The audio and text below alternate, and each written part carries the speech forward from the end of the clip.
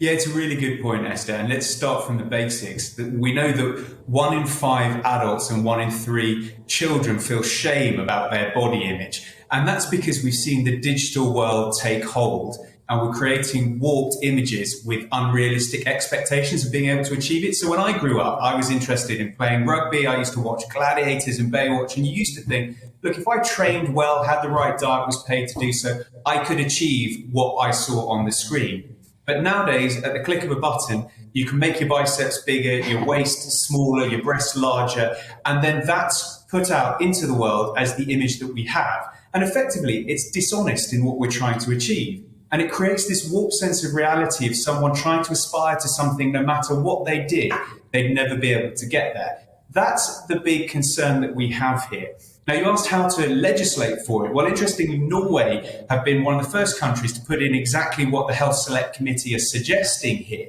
It would be covered by the Advertising Standards Authority, and images used for commercial use would have to carry a label to say that it's been digitally altered. So we're not trying to stop people from doing it. We're simply saying that you should be honest about what the image is that you're putting out there.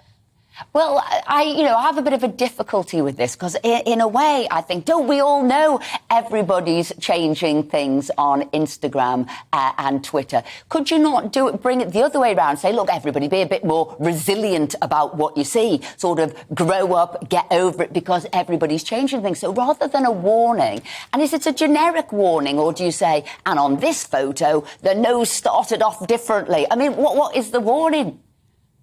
So the idea is to having a little bit a label. So we already have practice like this for commercials on Instagram when it has hashtag ads by it. The likes of Israel and France have a label that says the image has been retouched.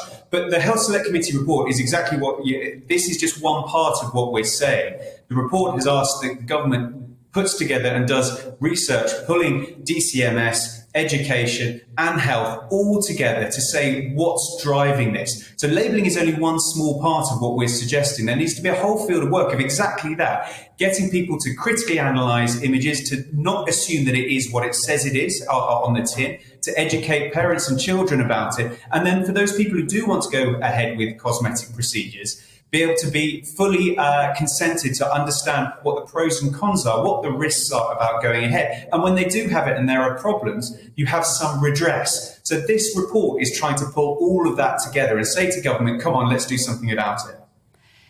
Do you think there's a possibility, and you are a doctor, do you think there's a possibility of an unintended consequence here? You can't alter your picture, so what you're going to do instead is alter yourself.